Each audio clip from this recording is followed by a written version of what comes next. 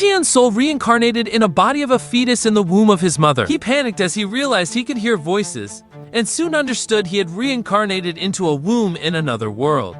He checked his body and confirmed he was a fetus, roughly 3 to 4 months old, and alone, no twin. He complained about the darkness and loneliness but accepted it after recalling the destruction of his inner core in his past life. He noticed the umbilical cord delivering pure Shantian Qi and suddenly recognized it as the energy he had longed for. He decided to seize the chance to cultivate. He focused on the divine shocking dragon formula from his family, reviewed its mnemonics and channels, and began guiding the Qi through his narrow, fragile meridians with extreme care. He completed the first cycle, feeling drained but noting stronger and slightly widened meridians.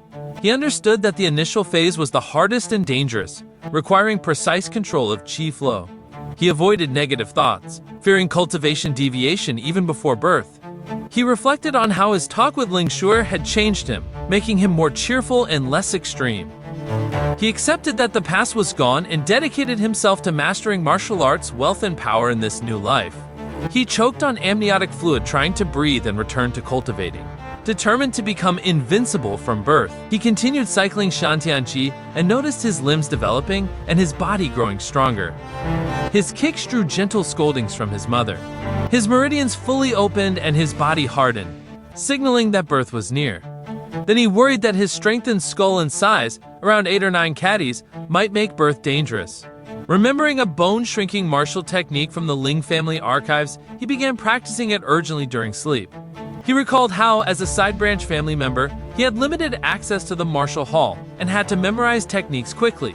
This habit helped him now, as he had the right technique at the right time. He thanked fate for the restriction that might now save both his life and his mother's. Ling Tian made progress in mastering the divine bone-shrinking art after practicing diligently, which eased one of his concerns. As days passed, he pressed his ear against his mother's stomach to hear voices from the outside and felt a strong bond whenever he heard her speak.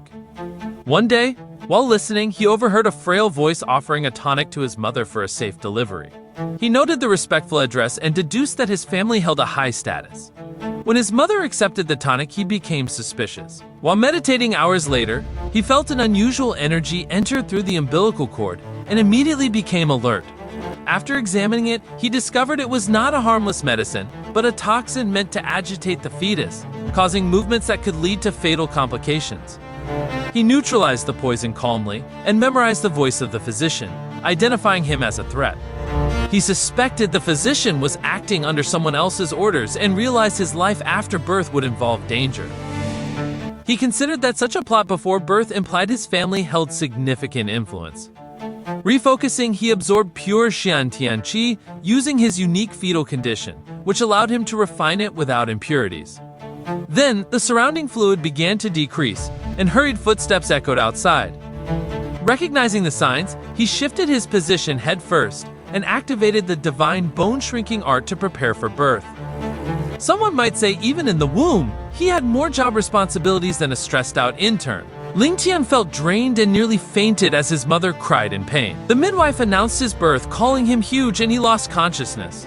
She then wiped her sweat, noted his weight of at least 10 caddies, and looked fearfully at his frail mother. She prayed in relief that both survived. News spread quickly and the men burst into the room. The first to arrive, a tall man with a commanding presence, rushed to Ling Tian's mother and asked if she was alright. Ling Tian, wrapped in cloth, sneezed after his first breath. Someone laughed and commented that the baby sprayed mucus only on him. Ling Tian recognized the voice as belonging to a smiling old man who grinned widely with white hair and wrinkled eyes. The man bragged that his grandson smiled at him, then laughed so hard his spit landed on Ling Tian's face. A kind old lady scolded the old man for being loud and took Ling Tian, admiring his looks and comparing his features to his father. An irritating voice questioned the resemblance, calling the baby wrinkly. Before finishing, the speaker yelped in pain and the old lady told them off. A young girl then complained about his long, skinny head. The old lady defended the baby's looks, insisting he resembled his father. The old man agreed, laughing loudly and claiming the child clearly belonged to their family. More relatives surrounded Ling Tian and threw out over-the-top compliments. One praised his handsomeness. Another said his eyes were full of energy. A third claimed he had a general strength. And a fourth declared he was a future prime minister, despite his eyes still being closed. The noise overwhelmed Ling Tian. Just as he planned to cry, he sensed danger and opened his eyes. A smiling young man praised Ling Tian with believable warmth. Despite his words and expressions, his eyes revealed a cold, killing intent. Ling Tian instantly understood the threat and memorized his face. The man left to mingle and easily lighten the atmosphere. Ling Tian judged him to have power and influence in the family. A maid entered and said the mother wanted to see the child. The old lady agreed and carried Ling Tian to her, asking about soup to help her recover. Ling Tian was handed to his mother and felt deep warmth and security. As she held him with love, he was filled with emotion and tears came to his eyes. He saw her tired, sweaty face and thought she was beautiful. He vowed to protect her from all harm. She cradled him and comforted him, and he yawned, shut his eyes, and fell asleep. A son was born in Duke Ling's mansion. General Ling finally had his first child, and both mother and baby were healthy. News of the boy's birth spread quickly across the sky-bearing empire. Because the Ling family held massive influence, people from across the empire, including other aristocratic families and even the emperor, came to offer congratulations. The Ling family's gates filled with visitors. Their warehouses, prepared ahead of time, were soon packed with gifts. All guest rooms were filled, and old Madame Ling donated 10,000 taels of silver to help disaster victims, prompting poor families to honor her with longevity tablets.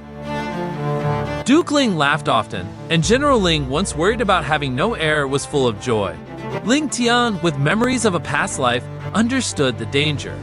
The Ling family's power rivaled the imperial family, and their influence would only provoke suspicion. He saw that when the empire no longer needed their strength, the monarch would act against them. His grandfather had aged, and his father remained too loyal to the emperor to act wisely. With the birth of a male heir, the Ling family's risk increased. After realizing this, Ling Tian viewed his birth as being thrown into a volcano. If he showed even slight talent, the Ling family would face greater peril. The only comfort he found was in his name. After long discussion, his parents and grandfather chose to call him Ling Tian, the same name he had in his previous life. He was surprised, then annoyed, and silently cursed his father and grandfather for their lack of political sense. In this empire, his name was dangerously suggestive of rebellion. He shocked the family by refusing to drink milk from the nanny. Every time she tried, he turned away and wailed. Only when his mother, Chu Tinger, held him did he drink calmly and happily. Old Madame Ling worried because Tinger had a weak body and might not produce enough milk. But instead of weakening, she grew stronger. This was because Ling Tian secretly used his pure Shantian Qi to heal her meridians during breastfeeding. It was his first quiet use of power, kept hidden. He continued to surprise the family by never wetting the bed. Instead, he signaled with his limbs when he needed to relieve himself. His mother and grandmother bragged about this to guests, making Ling Tian feel awkward. After all, with the mind of a grown man, he thought it was more ridiculous than impressive. He never cried without reason, always followed routines, and behaved too perfectly for a child. He ate, slept, and played quietly, astonishing everyone with his calm and discipline. People began calling him a genius. Ling Tian had already spent a year in this world. The next day was his first birthday, and the Ling family had prepared a large banquet. Nobles from the sky-bearing empire came to eat and pay respects to the family. Ling Tian quickly learned the basics of the world from listening to his family's conversations. This world had 3 main continents: Heavenly Star, Heavenly Sun, and Heavenly Wind. His family lived on the Heavenly Star continent. The people on all 3 continents were of the same race, spoke Chinese, and followed ancient Chinese philosophies. Ling Tian found this world to be different from Earth, lacking demons, beasts, and magic. The martial arts here were basic, with most techniques focused on physical strength rather than internal energy. Ling Tian realized he had vast knowledge compared to others in this world, but no modern conveniences like the internet or media. Frustrated, he practiced a self-hypnosis technique to escape his grandfather's daily readings of boring history books. He spent the year training in secret, focusing on the divine dragon shaking formula. After many hours of effort, he reached the first stage, using pure Shantian Qi. His meridians were wide and smooth, unlike the blocked meridians of normal cultivators. He spent his days cultivating without raising suspicion, acting like a baby to avoid being noticed. When not cultivating, he memorized martial arts techniques from his past life, focusing on the most important ones for his safety. He simulated close combat in his mind and practiced the moves. Lying still in his cradle, he kept his mind active, processing all the techniques he had remembered. preparing for the challenges ahead. Ling Tian lay in his cradle, relaxed and content. Shu Tinger picked him up and smiled tenderly.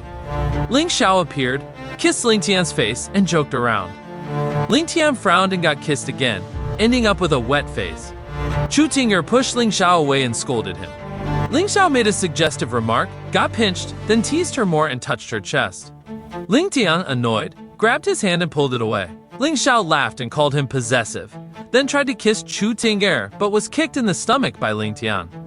Both parents laughed. Footsteps approached, and a maid informed them the guests had arrived. Ling Xiao and Shu Tinger entered the hall with Ling Tian. Sir Wang offered a jade charm as a gift for Ling Tian's first year. Ling Xiao declined politely, but Sir Wang insisted it was a birthday gift, not a bribe. Ling Tian noticed Sir Wang was flattering his father.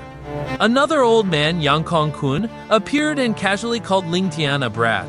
Ling Zhan, Ling Tian's grandfather, introduced his grandson's name, Ling Tian, with pride. Yang Kong-kun clapped and praised the name for its ambition, hinting it meant rising above the monarch. The room went silent. Ling Zhan countered by mocking Yang's grandson's name, Huang, implying emperor. Yang retorted with a smile, calling Ling Zhan petty. They exchanged veiled threats and insults while the surrounding officials stayed quiet. Yang bragged about his many grandchildren and mocked Ling Zhan's small family. Ling Zhan scolded his son Ling Xiao, who stayed silent. Shu Tinger pinched Ling Xiao in frustration. Ling Tian watched the scene and, behind his innocent face, plotted revenge on the Yang family. The two old men stopped arguing. The crowd shifted to small talk to diffuse the tension. A sharp voice from the entrance then announced the arrival of the emperor, empress, and imperial consort. Ling Tian almost laughed after hearing a familiar phrase. A man in a yellow robe walked in, followed by two extravagantly dressed women. The man was the emperor. The cheerful woman on his left was Ling Tian's aunt, consort Ling Ran. She rushed to Shu Tinger, grabbed Ling Tian and covered him in kisses, teasing him as a piggy for always sleeping. Shu Tinger joked she should have a child of her own, and Ling Xiao took Ling Tian back, scolding Ling Ran for being too rough. The emperor approached, praised Ling Ran's liveliness, and took Ling Tian in his arms. Ling Tian watched the emperor's expression and noticed joy, worry, and conflict. The empress Yang Shu then held Ling Tian. She acted gentle, but Ling Tian saw hatred and coldness behind her smile. He recognized her as a threat and decided she had to be restrained. Ling Tian acted by grabbing her hair with one hand and pinching her chest with the other, then bit down and struggled. The empress screamed, dropped him, and Ling Tian began falling toward the stone floor. Ling Ran nearest to him caught him before he hit the ground. The room fell silent. Everyone saw that the empress had let him go, and the emperor and Yang Kong-kun did not react, while Ling Ran, who was further away, had saved the child. Ling Tian smiled in Ling Ran's arms. Hair strands fell silently from his fingers. Ling Ran shouted at the empress, accusing her of harming Ling Tian. Shu Tinger cried and held her son. Ling Zhan's face turned dark with killing intent. Ling Xiao stood quietly, hand on his sword. The empress panicked and claimed Ling Tian had pulled her hair and pinched her, insisting it wasn't on purpose. The atmosphere filled with killing intent. The emperor ordered the empress back to the palace, realizing the plot between her and her father had been foolish and exposed. Ling Zhan stepped forward and demanded an explanation, furious that the only heir of 3 generations had nearly been killed. He called Yang Kong-kun an old bastard. Yang Kong-kun, sweating, begged for understanding, calling it a misunderstanding. Ling Zhan laughed coldly and threatened to let his own hand slip toward Yang Kong-kun's grandsons. Elder Ling, the emperor, interrupted the scene to stop Duke Ling from harming the Yang family's grandsons. He acknowledged the empress's fault and promised a suitable response.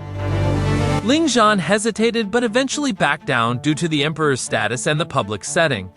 As his anger cooled, Ling Zhan doubted Yang Kong-kun's involvement, believing the plan too amateurish for him.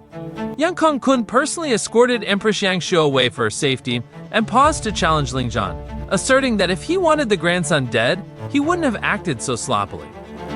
His bold words were meant to pacify Ling Zhan and indirectly admit weakness. The emperor, though pained by the situation, accepted the compromise to prevent chaos. Ling Zhan suddenly shifted his demeanor, thanked the emperor, and resumed the ceremony, instructing the servants to bring out the heirloom items. The officials were amazed by his quick mood change, recognizing his skill in manipulation. Ling Tian quietly thought his grandfather would make a great opera actor. Ling Zhan, despite his performance, suspected the empress acted alone without Yang Kong-kun's knowledge. Inside a carriage, Yang Kong-kun questioned Yang Shu about her actions. She claimed she let go of the child due to sudden pain in her head and chest. He remained unconvinced and asked if she had ever thought of using such a tactic. She admitted she had. He reminded her that the Ling and Yang families existed in a fragile balance. Harming one would lead to the downfall of the other. Yang Shu felt justified, thinking of her responsibilities as mother to the crown prince and as empress. She feared the Ling family's growing influence, especially now that they had a male heir. She hoped that by creating conflict, her son could secure the throne while still preserving the Yang family's future. Yang Kong-kun told her not to act again for a few years and suggested waiting to see if the child even posed a threat. He stepped out of the carriage, left without waiting for her reply, and commented that the child might not amount to much and wasn't worth rushing things. Yang Shu watched his slouched figure disappear, her eyes watering before her expression hardened again. She ordered the carriage to proceed back to the palace. A long table displayed weapons and scholarly tools. Ling Tian, standing atop it, glanced over everything without touching a single item. The guests watched in shock as he passed by both swords and calligraphy brushes without interest. Consort Ling Ran approached and asked him playfully if he wasn't going to choose anything. Chu Tinger, tense and worried, hoped he would just pick something. Ling Tian's eyes caught the fragrance bag tied to Ling Ran's waist. He ran to her and grabbed it tightly, shouting that he wanted it. Ling Ran laughed and froze in disbelief as he refused to let go. Ling Zhan's face darkened. He had deliberately removed all fragrance bags to avoid such a scene, recalling how his grandfather mocked boys who chose them as Playboy material. Yet, the one he forgot, Ling Ran, wore the only fragrance bag left. The officials were stunned but fought back laughter. Even the emperor, Longshang, chuckled openly. Everyone remembered how no women wore fragrance bags today, which only highlighted how deliberate Ling Zhan's plan had been. Now, his grandson had gone straight for the forbidden item. Ling Tian's cheeks turned red as he clung to it, drawing louder laughter. Chu Tinger tried pulling it away, but Ling Tian held fast. Ling Xiao, annoyed but resigned, told her to let him keep it. He sighed, ashamed, while the crowd laughed harder, especially those once ridiculed by Ling Zhan. Ling Zhan trembled with rage, pointed at Ling Ran, and walked out silently. Ling Xiao's expression sank, dreading he'd be left to face the crowd alone. Longshang coughed and reminded everyone it was mealtime. The officials cheered, ready for the banquet. Ling Ran, heart racing at her father's fury, tried to escape to the palace but couldn't shake off Ling Tian, who clung to her like a baby panda. She sighed and picked him up, knowing she couldn't avoid the fallout. During the banquet, Ling Ran sat beside the emperor but couldn't relax. The officials, delighted, toasted and drank joyfully, satisfied with the day's spectacle. Family rivalry, court drama, and now Ling Zhan's ironic embarrassment. Ling Tian, cause of the uproar, had already been taken away to be disciplined by Chu Tinger. After several drinks, Ling Ran regained some composure and tried to convince Longshang to return. Just as he agreed, a servant entered, kneeling to report that the old madam missed Ling Ran and wanted her to stay. Ling Ran's smile vanished, tears welling. Longshang, helpless, told her to remain and promised to send for her later. He left instructions with Ling Xiao, laughed and departed. Ling Ran followed the maid with a blank face. A loud roar echoed soon after, and everyone in the hall burst into laughter. Watch the full video and the next parts in our new channel of Fiction Studio. Link is in the description.